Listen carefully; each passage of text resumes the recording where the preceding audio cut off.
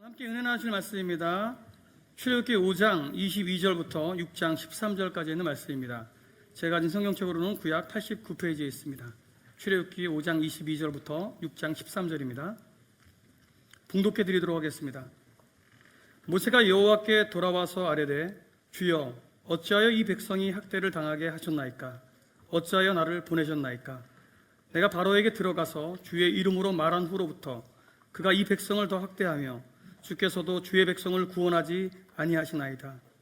여호와께서 모세에게 이르시되 이제 내가 바로에게 하는 일을 내가 보리라. 강한 손으로 말미암아 바로가 그들을 보내리라. 강한 손으로 말미암아 바로가 그들을 그의 땅에서 쫓아내리라. 하나님이 모세에게 말씀하여 이르시되 나는 여호와이니라. 내가 아브라함과 이삭과 야곱에게 전능의 하나님으로 나타났으나 나의 이름을 여호와로는 그들에게 알리지 아니하였고 가나안 땅 곧 그들이 거류하는 땅을 그들에게 주기로 그들과 언약하였더니 이제 애굽 사람의 종으로 삼은 이스라엘 자손의 신음소리를 내가 듣고 나의 언약을 기억하노라. 그러므로 이스라엘 자손에게 말하기를 나는 여호와라. 내가 애굽 사람의 무거운 짐 밑에서 너희를 빼내며 그들의 노역에서 너희를 건지며 편팔과 여러 큰 심판들로서 너희를 속량하여 너희를 내 백성으로 삼고 나는 너희의 하나님이 되리니 나는 애굽 사람의 무거운 짐 밑에서 너희를 빼낸 너희의 하나님 여호와인 줄을 너희가 알지라. 내가 아브라함과 이삭과 야곱에게 주기로 맹세한 땅으로 너희를 인도하고 그 땅을 너희에게 주어 기업을 삼게 하리라. 나는 여호와라 하셨다 하라. 모세가 이와 같이 이스라엘 자손에게 전하나 그들의 마음이 상함과 가혹한 노역으로 말미암아 모세의 말을 듣지 아니하였더라. 여호와께서 모세에게 말씀하여 이르시되 들어가서 애굽 왕 바로에게 말하라. 이스라엘 자손을 그 땅에서 내보내게 하라. 모세가 여호와 앞에 아뢰어 이르되 이스라엘 자손도 내 말을 듣지 아니하거든 바로가 어찌 들으리이까? 나는 입이 둔한 자니이다. 여호와께서 모세와 아론에게 말씀하사 그들로 이스라엘 자손과 애굽 왕 바로에게 명령을 전하고 이스라엘 자손을 애굽 땅에서 인도하여 내게 하시니라. 아멘. 아멘.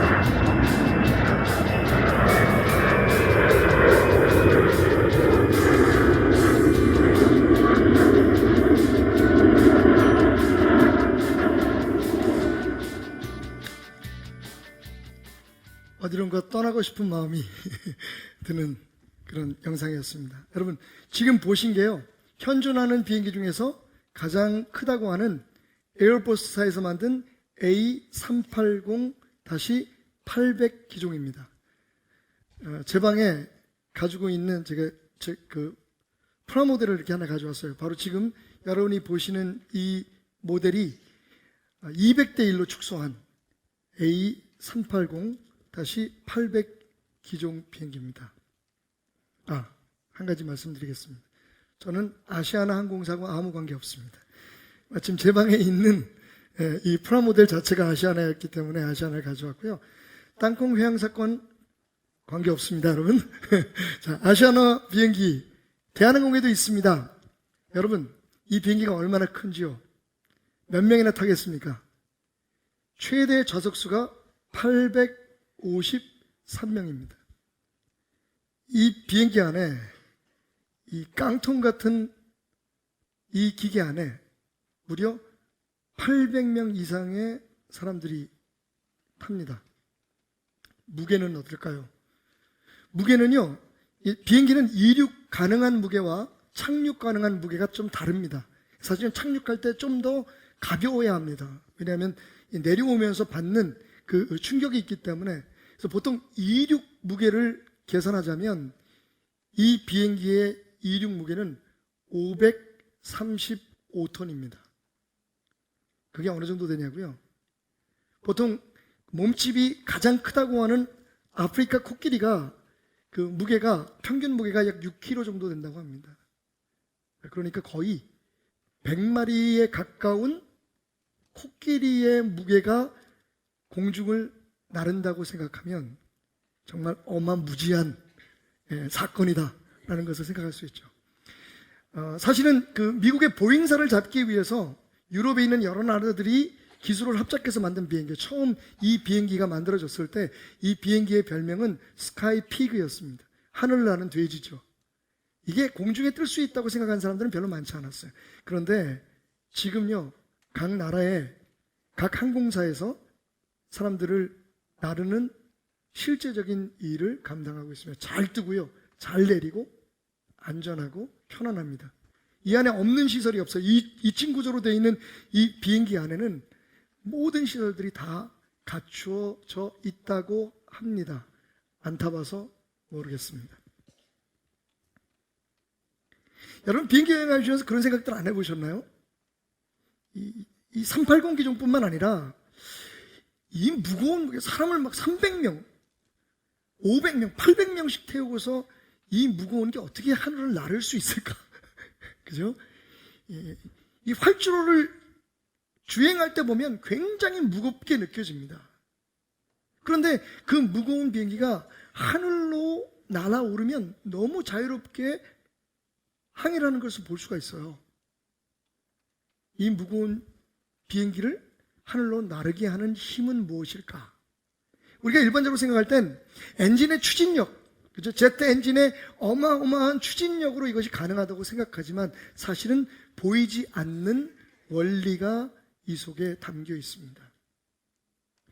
비행기가 공중에 뜨기 위해서는 사실은 4개의 힘이 작용합니다.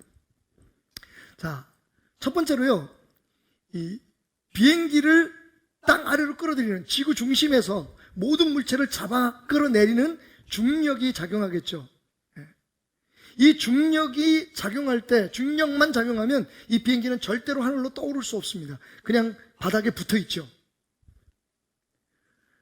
또 한 가지, 비행기가 앞으로 이 중력을 극복하고 비상을 해서 날아올라서 앞으로 나가려고 할 때 사실 그 앞으로 나가는 것을 방해하는 힘이 있는데 그게 바로 이 뒤에 항력이라고 나와 있죠. 저항력을 뜻합니다. 그러니까 중력과 저항력은 비행기가 떠서 순항할 수 있는 것을 방해하는 힘이라고 생각하시면 되겠죠. 이 두 가지의 힘만 있으면 비행기는 절대로 움직이지 못합니다. 앞으로 나가지도 못하고 떠오르지도 못하죠. 그런데 이것을 극복하는 힘이 존재합니다. 그게 뭐냐면 바로 양력이라는 겁니다. 양력은 여러분의 이력서에 들어가는 걸 얘기하는 게 아니고 떠오르게 하는 힘이라는 뜻이죠. 중력보다 더 강한 양력이 작용하게 되면 비행기는 떠오르게 되는 겁니다. 그리고 이 양력이 작용하기 위해서 필요한 힘이 있는데 그게 바로 추력 혹은 추진력이라고 얘기할 수가 있죠. 그러니까 엔진의 막강한 힘에 의해서 비행기가 활주로를 달려가다가 보면 양력의 원리를 적용받게 되는데, 그러면 그 양력에 의해서 비행기가 공중으로 날아오르게 되고 중력과 항력을 극복하고 앞으로 빠른 속도로 날아갈 수 있게 되는 것입니다. 결국 핵심은 양력의 원리죠. 비행기를, 이 무거운 기체를 공중에 떠오르게 하는 힘은 도대체 어디서 올까? 날개의 그 비밀이 있습니다, 여러분. 비행기 날개를 관심 있게 보신 분들은 우리가 비행기를 자주 타지만 사실은 그렇게 관심 있게 보지 않지만 오늘 좀 관심 있게 보시면요, 비행기의 날개는요 이런 형태로 되어 있습니다. 딱 잘라서 단면을 보면 비행기는 위가 곡선이 되어 있고 아래는 직선으로 되어 있습니다. 앞에서 공기의 저항을 받게 되죠. 공기가 흐르게 됩니다. 그러면 이 흐르는 공기는 이 끝점에 동시에 도달하게 되어 있어요. 자, 그렇다면 직선으로 된 그 곳을 흐르는 공기는 느리게 흐르겠죠. 상대적으로 위에 곡선으로 된 그 부분에 흐르는 공기보다는 느리게 흐르게 되겠죠. 왜? 같은 시간에 도착해야 되니까. 그리고 위에 곡선으로 된 그 면에 흐르는 공기는 아래보다 더 먼 길을 가야 되기 때문에 빨리 가야겠죠. 그러니까 이 비행기가 추진력을 가지고 쭉 앞으로 달려가다가 이 날개에 양력을 받기 시작하면 아래 흐르는 공기는 천천히 흐르고 위에 흐르는 공기는 빨리 흐르면서 이 비행기가 위로 떠오르게 되는 겁니다. 이 비행기를 잡아당기려고 하는 중력에도 불구하고 앞으로 나가는 것을 가로막는 저항력에도 불구하고 비행기는 양력과 추진력의 힘을 받아서 그 힘을 극복하고 앞으로 날아가게 되는 거죠. 여러분, 그 양력의 원리를 누가 만들어낸 거 아닙니다. 만들어낼 수도 없습니다. 단지 우리는 그런 원리가 존재하고 있다. 하나님이 창조하신 세상 속에 그런 원리가 존재하고 있다는 것을 발견하고 그것을 우리의 삶 속에 비행기가 날아가는 것에 혹은 자동차가 주행하는 것에 적용을 했을 뿐입니다. 그것을 발견하는 게 중요합니다. 그런 힘이 눈에 보이지 않는 어마무지한 힘이 이 세상에 존재하고 있고 그것을 잘만 우리가 적용하게 되면 그 힘이 작동하게 되면 우리가 상상할 수 없는 놀라운 일들이 일어날 수 있다는 것을 깨달아야 한다는 거죠. 그런데 여러분, 이 비행기의 비상의 원리, 양력과 추진력의 원리는 우리의 삶에도 적용됩니다. 오늘 말씀을 보면요, 마치 활주로에 그냥 착륙해 있는, 활주로에 그냥 놓여져 있는 비행기처럼 모세가 침체에 빠져 있는 것을 볼 수가 있습니다. 상황은 이렇습니다. 모세가 40년 동안 왕궁에서 자랐잖아요. 그런데 그만 자기의 백성을 그 피 속에 흐르고 있는 민족 애가 있었던 것 같아요. 그리고 하나님이 주신 어렸을 때부터 그 유모였던 어머니의 젖을 빨면서 들었던 하나님의 놀라운 뜻에 대한 확실한 인식이 그의 마음속에 자라고 있었던 것 같습니다. 어느 날 자기 백성을 괴롭히는 애굽 사람을 때려서 죽이죠. 그 결과로 모세는 광야로 도망치게 됩니다. 그리고 40년이라는 세월을 살게 되죠. 그런데 하나님께서 하루는 그 모세에게 나타나셨습니다. 꺼지지 않는 떨기나무의 불 가운데 나타나셔서 모세에게 말씀하셨죠. 내가 너를 애굽에 보내서 내 백성을 430년 동안 고통을 받던 노예 생활하던 내 백성을 이제 구원하여 내가 인도한 땅으로 인도하기를 원한다. 모세는 하나님의 말씀을 듣고 거의 반강제적으로 등을 떠밀리듯이 애굽으로 갑니다. 그리고 바로에게 말하죠. 내 백성을 보내라. 하나님께서 말씀하셨다. 여러분, 당연히 그러면 어떻게 해야 돼요? 하나님의 말씀이잖아요. 하나님이 계획하셨죠. 그러면 잘 돼야 되는 거 아닙니까? 바로가 아이고 내가 그것을 몰랐습니다. 당신 뜻대로 하소서. 하나님의 뜻이 이루어지리이다. 그러고 보낼 줄 알았는데 여러분, 바로가 이렇게 말합니다. 하나님이 누군데? 넌 도대체 누구냐? 이 나라를 떠났다가 다시 돌아와서 지금 네가 무슨 짓을 하고 있는지 알고 있느냐? 나는 그렇게 못해. 이런 지하에 거절을 하죠. 그런데 거기서 끝난 게 아닙니다. 바로가 생각해보니까 괘씸한 거예요. 그동안에 먹여주고 입혀주고 물론 노예로 부려먹고 자신들의 유익을 위해서 이용했지만 그래도 애굽 땅에서 큰 민족을 이루었잖아요.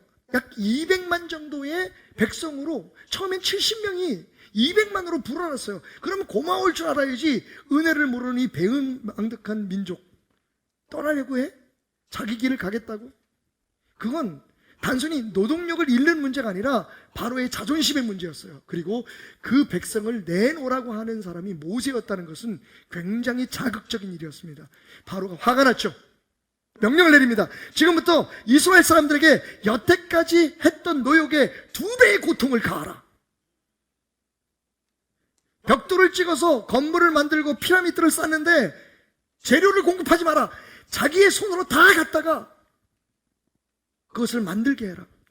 이스라엘 백성들이 처음에는 하나님께서 우리를 모세를 보내서 구원하시겠다 하셨다 하는 얘기를 듣고 가슴에 희망이 막 피어오르려고 하다가 힘이 들고 지치니까 모세를 원망하기 시작했죠. 왜 왔어? 하나님은 왜 잘 살고 있는 우리들을 이렇게 힘들게 하신대? 우리를 건져내시려고 우리를 끌어내려고 했으면 뭔가 특별한 능력을 가지고 특별한 계획을 가지고 왔어야지. 당신이 괜히 설 건드려 놔가지고 우리가 너무너무 힘들어 죽게 됐어. 모세가 실망을 하죠. 그래서 하나님 앞에 돌아와서 그 첫 번째 임무를 마치고 하나님께 돌아와서 내뱉은 원망의 소리가 오늘 말씀에 기록되어 있습니다. 이렇게 말하죠. 주여, 어찌하여 이 백성이 학대를 당하게 하셨나이까? 어찌하여 나를 보내셨나이까? 내가 바로에게 들어가서 주의 이름으로 말한 후로부터 그가 이 백성을 더 학대하며 주께서도 주의 백성을 구원하지 아니하시나이다. 왜 그렇게 하셨습니까? 왜 나같이 능력 없는 사람을 거기에 보내셨습니까? 그러면서 여러분 이 말씀을 주목하십시오. 12절 모세가 하나님 앞에 이렇게 얘기합니다.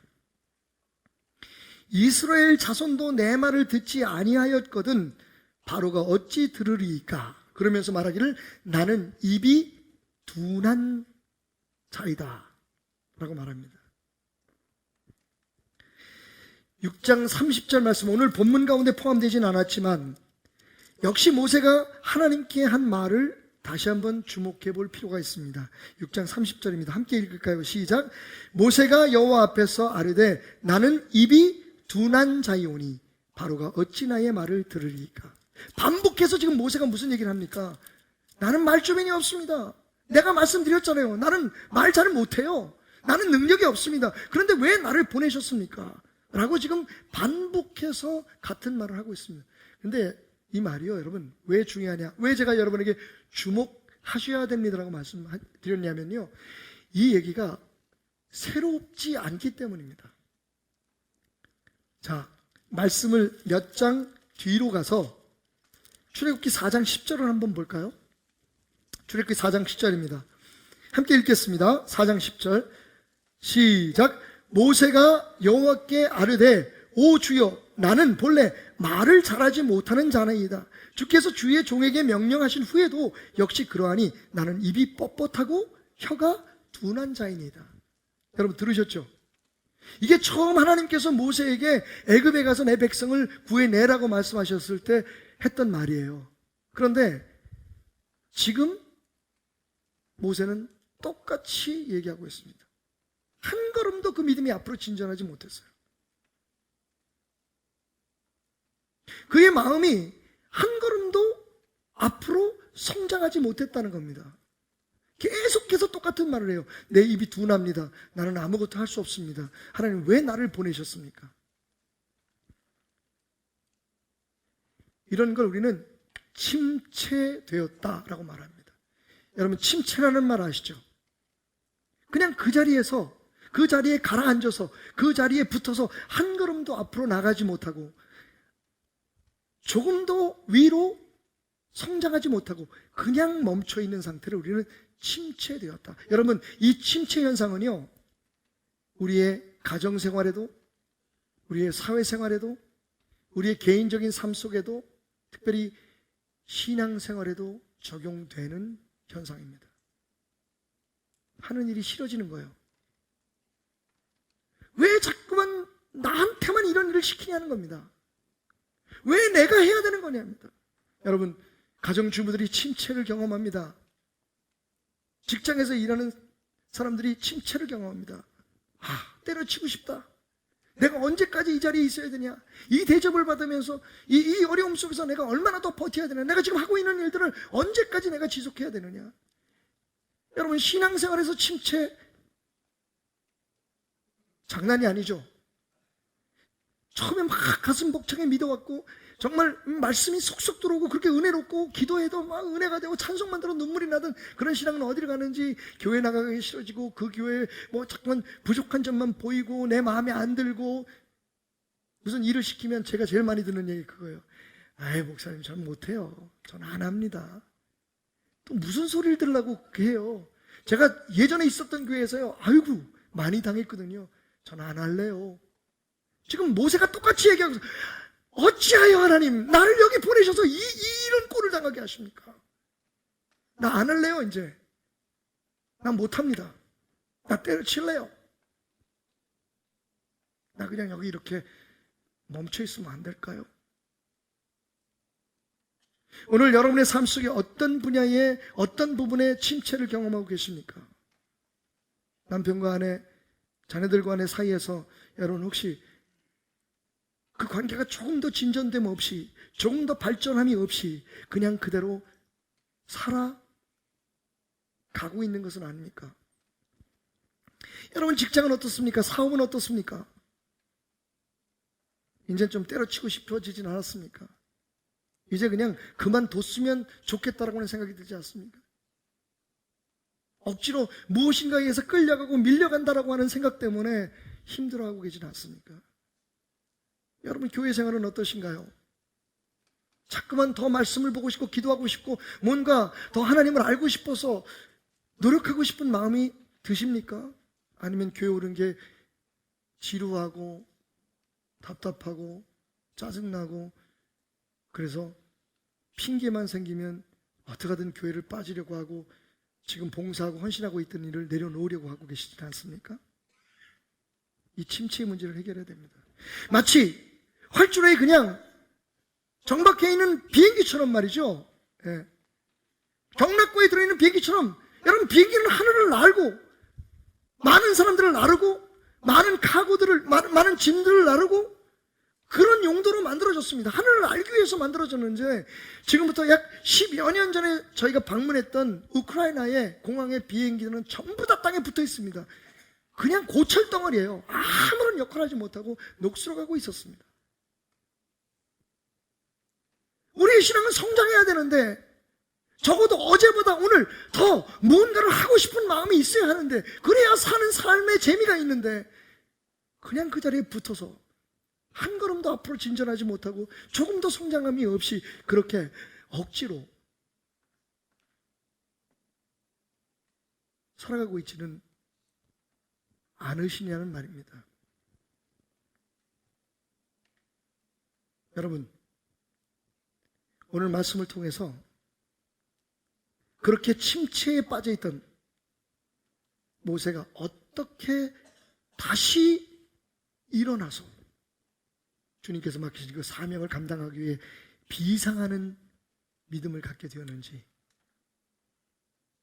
모세의 삶을 통해서 여러분의 삶의 승리의 비결을 그 원리를 하나님의 은혜의 길이를 타는 그 법칙을 깨닫는 은혜가 있으시기를 주님의 이름으로 축원합니다.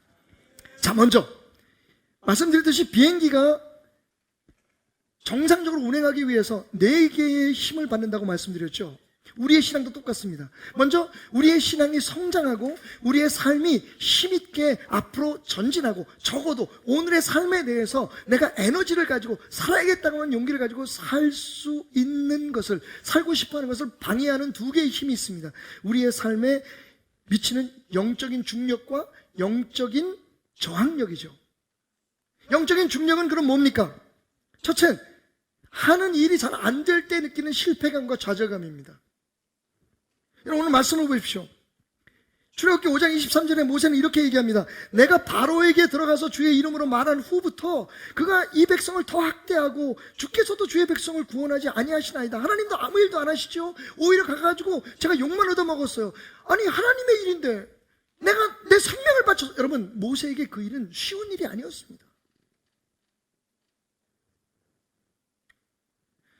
정말 세상에서 가장 마지막으로 어쩔 수 없이 가야 할 곳이 있었다면 그것이 애굽이었어요. 모세에게는 거기는 상처가 있는 곳이었습니다. 다시는 가고 싶지 않은 땅이에요.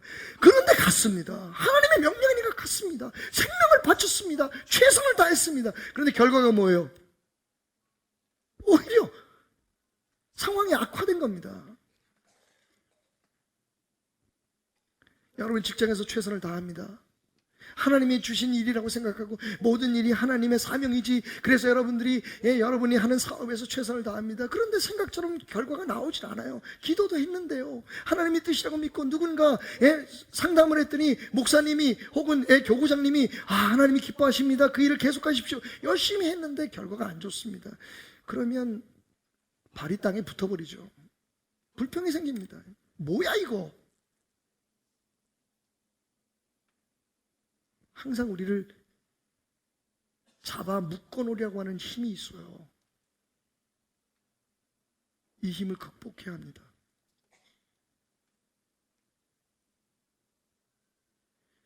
어느 날 말씀을 듣고 혹은 어떤 귀한 책을 읽고 난 후에 내가 내 아내와 관계를, 내 남편의 관계를 좀 해결해 봐야겠다, 내가 지금 살고 있는 삶의 문제를 좀 해결해 봐야겠다 노력을 했는데 그 결과가 좋지가 않아요.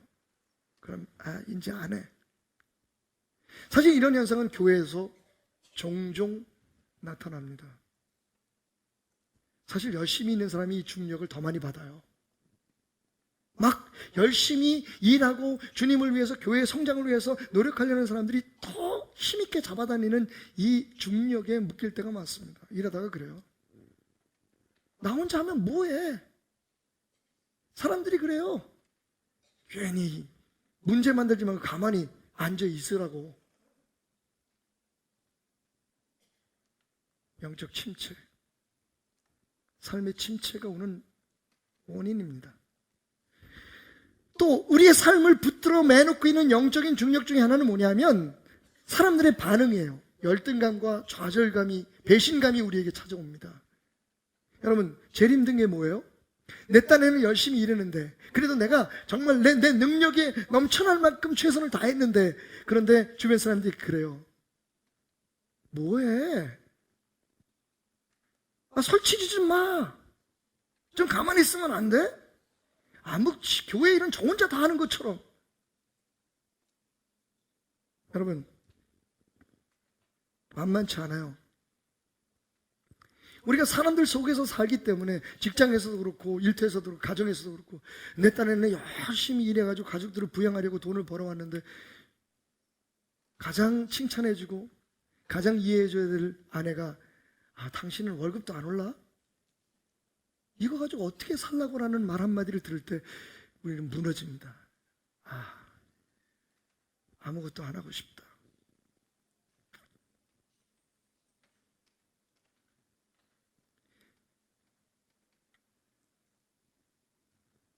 정말 다 때려치고 싶다. 사람들의 마음속에는 인정받고 싶은 게 있잖아요, 누구나. 그런데 세상은 생각보다 잘 인정해주지 않는 사람들로 가득 차 있습니다. 증거 보여달라고요? 당신이 그 증거입니다. 여러분, 다른 사람들 얼마나 칭찬해 주시나요? 다른 사람들이 한 일에 대해서 얼마나 여러분 격려해 주시나요? 그 사람들이 일하면서 잘못한 거 보이고 일하면서 남긴 좋지 않은 영향력에 대해서 지적하기는 좋아하지만 사실은 그래요. 우리가 사랑하는 사람일수록, 가까이 있는 사람일수록 사실은 나름대로 사랑하기 때문에 그런다고 얘기하면서 아주 염장을 질러대요. 그 따위밖에 못하냐고. 당신은 왜 저 사람처럼 못하냐고. 모세가 그냥 그만두고 싶고 하나님 앞에 나 그런다 그랬잖아요, 하나님. 나 못한다 그랬잖아요. 왜 날 보내셨습니까? 라고 불평할 수밖에 없었던 이유 중에 하나가 그 백성들의 반응이었습니다. 왜 그랬어? 그냥 우리가 노예로 살면 그냥 편한데 왜 와가지고 우리를 뒤집어 놔? 당신 때문에 더 힘들잖아. 목회자들이나 교회 리더들이 가장 힘들어하는 부분이 그거죠. 모르겠어요. 옳고 그런 것은 떠나서 지금 그래도 여러분 그건 믿어주셔야 돼요. 저는 교회와 여러분들을 위해서 가장 좋은 쪽으로 교회를 이끌려고 합니다. 그런데 성도들이 다 동의하지는 않잖아요. 동의하지 않는 것까지는 좋은데 거기에 대해서 불평을 토로하고 그 결과를 보지 않고 진행되는 과정을 보지 않고 내 생각과 다르다는 이유 때문에 그럴 줄 알았어. 그 봐. 그렇게 얘기할 때 사실은 가정의 가장도 그렇고 교회 직장의 CEO도 그렇고 뭐 어디 학교의 교수도 그렇고 교회의 목회자도 그렇고 힘들잖아요. 내가 누굴 위해서 살지 지금? 내가 누굴 위해서 이걸 하는 건데? 그냥 주저앉고 싶어요. 때려치고 싶어요, 솔직히. 대통령도 그러잖아요. 아이씨, 대통령 못 해먹겠다. 그거예요, 바로.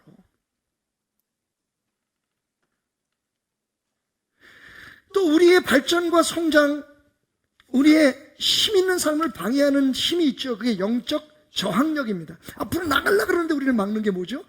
스스로 느끼는 무기력함입니다. 무능함. 이것도 만만치 않죠. 6장 9절의 말씀 보면 모세가 이렇게 얘기하죠. 모세가 이와 같이 이스라엘 자손에게 전하나 그들의 마음이 상함과 가혹한 노역으로 말미암아 모세의 말을 듣지 아니하였다. 자기는 목숨을 걸고 한 일인데 안 들어줬어요. 안 됐어요. 그때 느끼는 게 뭐죠? 무기력함입니다. 난 도대체 뭐야? 내가 여태까지 뭘 한 거지? 내가 지금 왜 여기서 이 짓을 하고 있지? 나는 정말 쓸데없는 사람인가 봐. 나는 패배자인가 봐.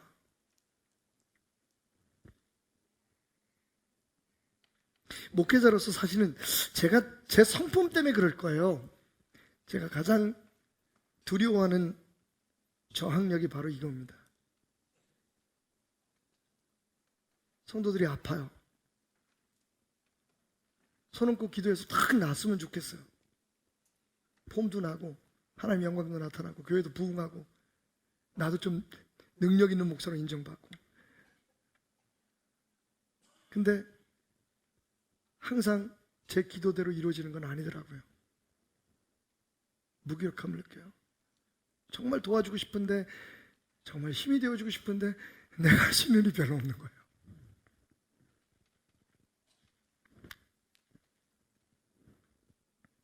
아마 대부분의 아버지들 같은 느낌을 갖지 않을까요?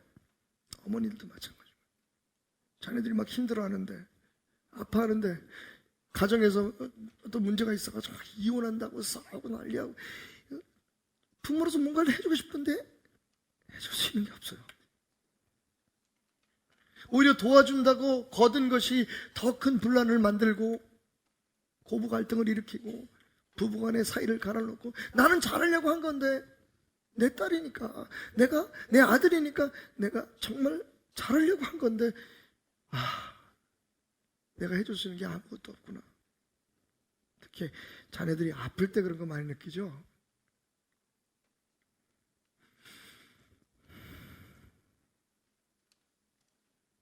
또 하나 우리가 앞으로 나가는 데에 방해하는 저항력이 있어요.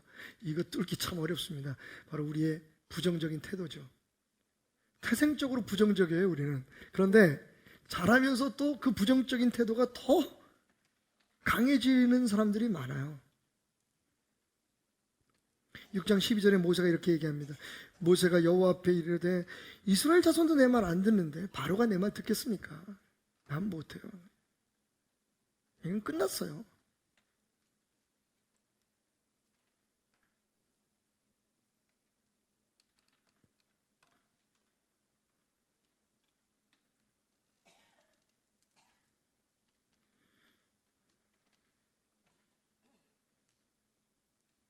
나를 보낸 하나님이 문제고요. 내 진심을 받아들이지 않은 이스라엘이 문제고요. 그리고 저 못된 바로가 문제예요. 세상 못 살겠어요. 힘들어서 나 이제 그만할래요.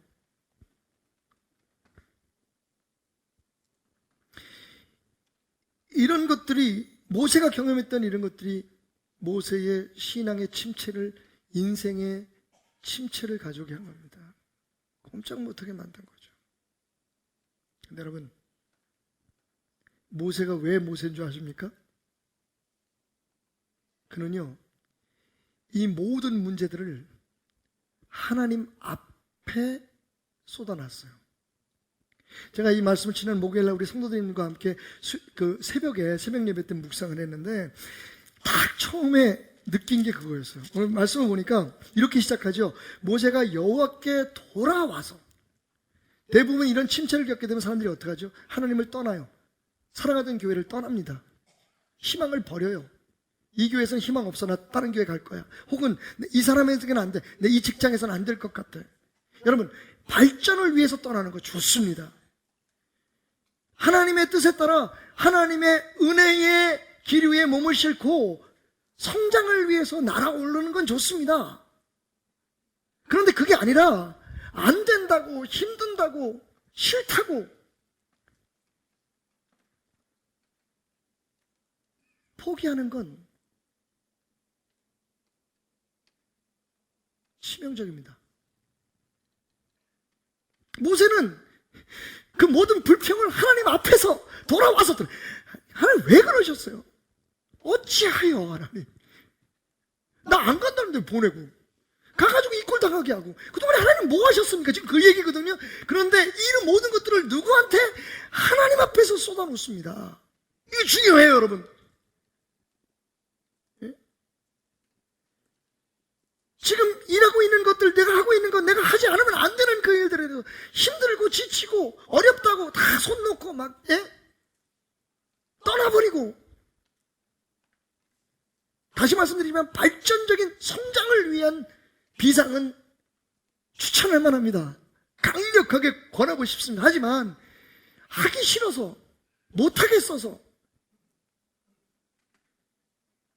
그건 아닌 것 같아요. 그런 문제가 생길 때 어떻게 하라고요? 모세처럼 하나님 앞에 돌아오십시오.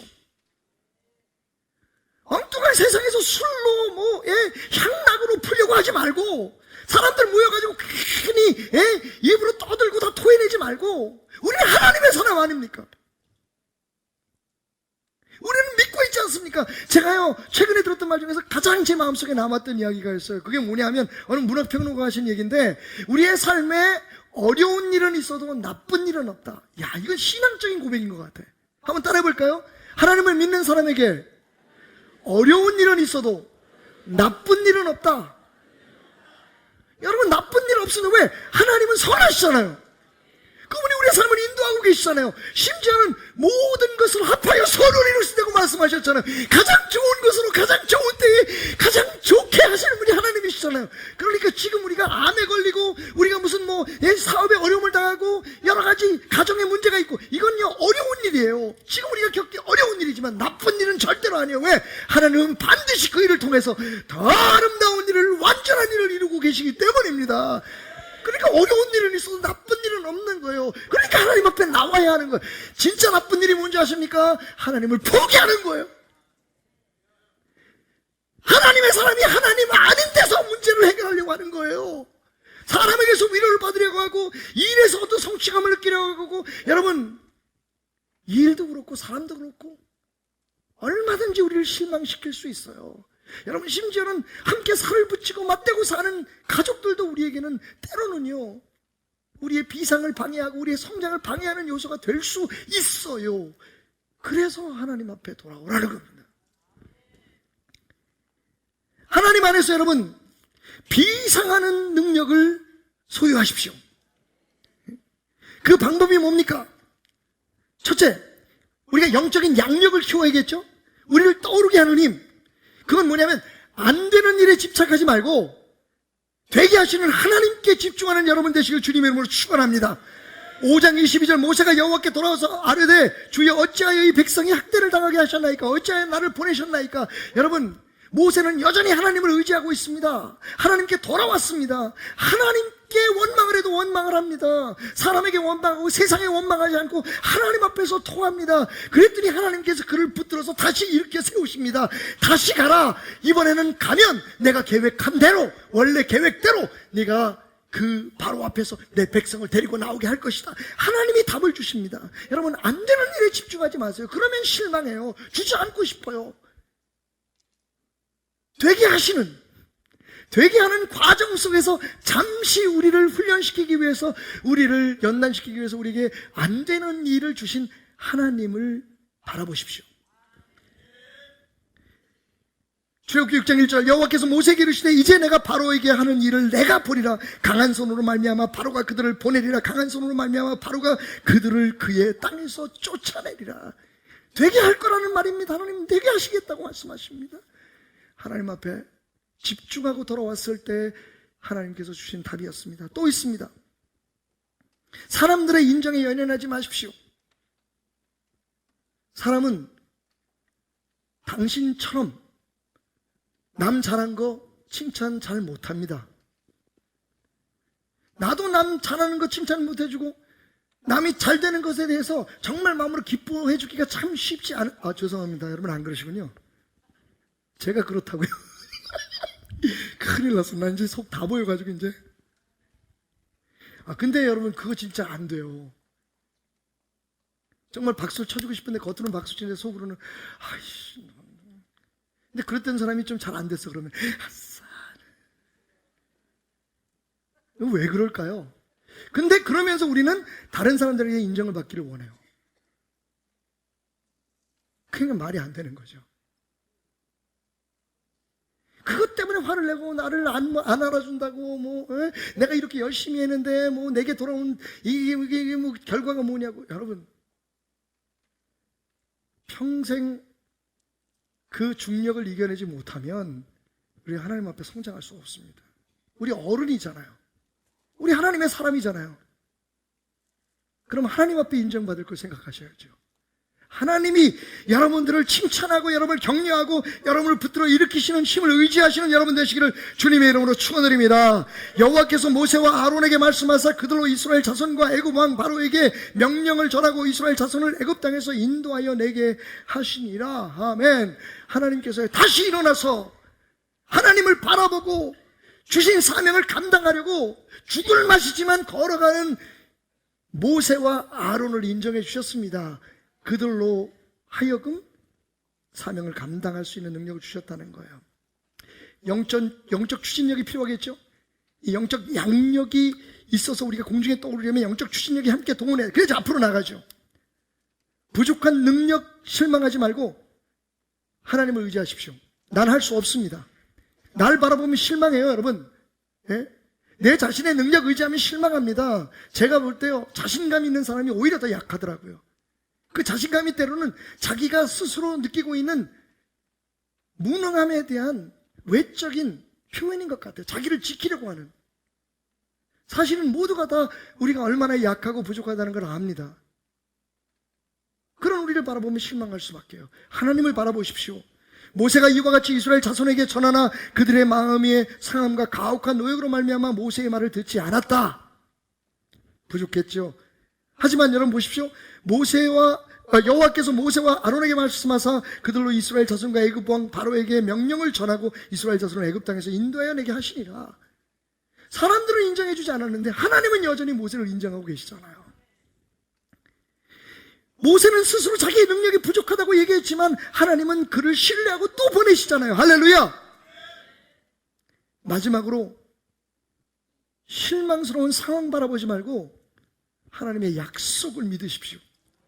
제가 요즘 가장 힘을 느끼는 기도가 무슨 기도냐면 하나님의 약속을 붙들고 하는 기도예요. 하나님 이러신 분이시잖아요. 하나님 이렇게 약속하셨잖아요. 그러면서 기도를 하면요, 하나님의 약속이, 하나님의 언약이 제 안에 가득 차오는 것 같아요. 여러분 중요한 건 하나님의 약속입니다. 하나님은 하시겠다는 일을 하시는 분이에요. 하나님은 저항력도 없고요, 하나님은 중력의 영향도 받지 않으세요. 하나님은 하신다면 하는 거거든요. 근데 그분이 우리에게 약속하셨어요. 모세에게 하신 것처럼 우리에게 약속하셨다는 겁니다. 사랑하는 여러분, 우리가 인생의 중력과 저항력을 이겨내야 돼요. 하나님을 바라보는 힘으로, 하나님을 하나님의 도우심을 소망하는 힘으로 새 힘을 얻어 하늘 나르는 독수리처럼 우리의 좌절과 침체를 딛고 힘겹고 어려운 이 땅의 모든 고난을 딛고 하늘로 힘있게 솟아오르는 비행기처럼 저 독수리처럼 오늘을 극복하고 이겨내는 여러분들이 되시기를 주님의 이름으로 축원합니다. 가이드 포스트에 나온 이야기입니다. 미세스 킬링건은 1년 전 남편의 외도가 발각되면서 이혼을 하게 됩니다. 그리고 그 1년 동안 그녀에게는 지옥과 같은 날들이 지속됐죠. 정규직을 얻지 못했어요. 아이의 어린 딸의 양육비를 주기로 약속했던 남편은 돈 한 푼 보내주지 않았습니다. 게다가 아직 킬링거 부인은 남편을 사랑하고 있었어요. 그래서 어찌하든지 간에 그 상처가 다시 아물고 합쳐지기를 원했는데 그때마다 남편은 그녀를 조롱했어요.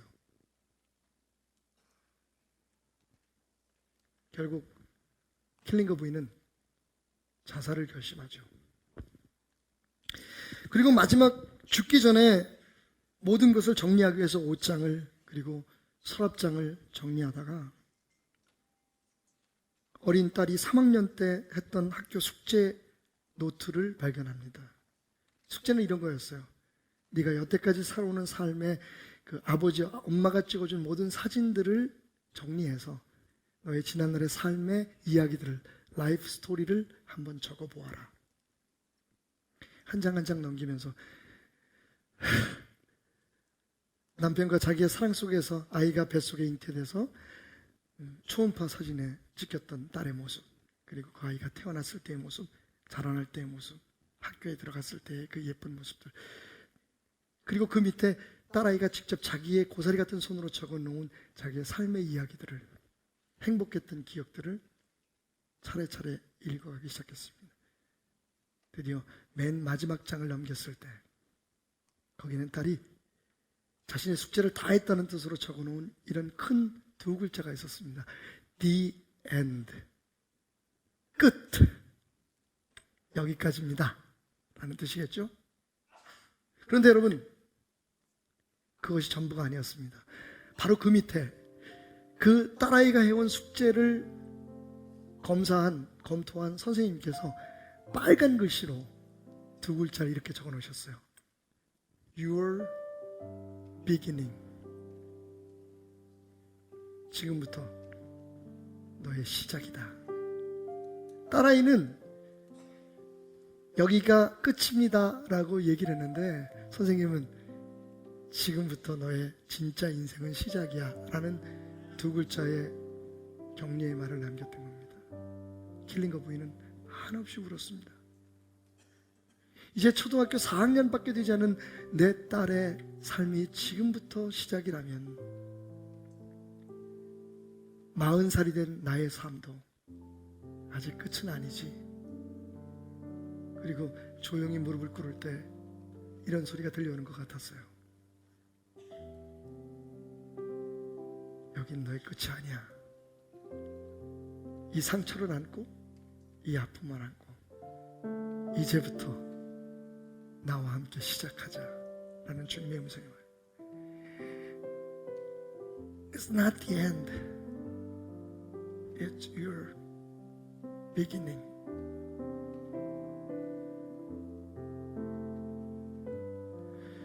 최근에 급작스러운 대장암 수술을 받은 권사님을 방문했습니다.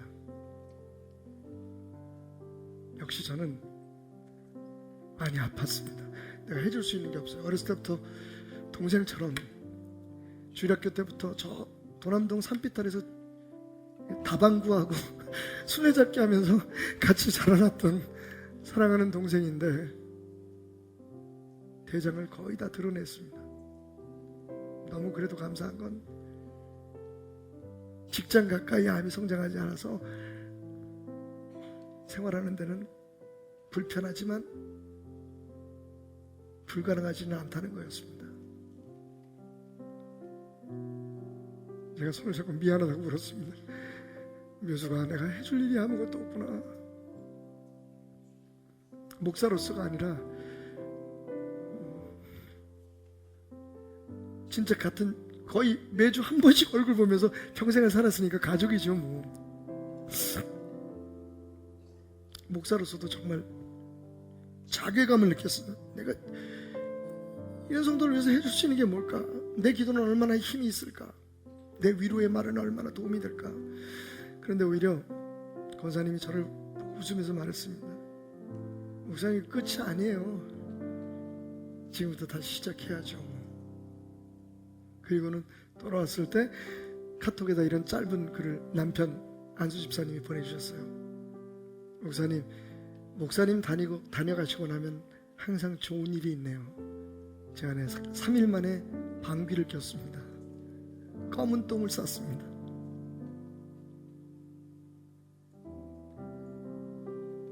내가 갔다 온 다음에 그런 일이 있었대. 내가 할 수 있는 일이 있었네? 내가 할 수 있는 일이 있대? 여전히? 여러분, 어려운 일 있어요. 아픈 일이 있습니다. 마음에 안 드는 일이 있을 거예요. 그런데 그게 나쁜 일 아닙니다. 하나님의 구속의 역사 속에 그건 잠시 큰 좋은 일을 만들기 위해 우리를 저 하늘로 날아오르게, 새우라든 독수리처럼 날아오르게 하시는 하나님의 끌어올리시는 과정의 일부라는 것을 기억했으면 좋겠습니다. 우리는 할 수 없지만 그분은 하실 수 있습니다. 그것이 우리가 이 세상을 이겨내고 저 은혜의 기류를 타는 영적 비상의 원리입니다. 이것만 잊지 마십시오. 원래 여러분은 독수리로 태어났다는 사실을. 기도하겠습니다. 합심해서 우리 함께 기도할까요? 오늘 주신 은혜를 생각하면서 주여 주여 주여 하나님 하나님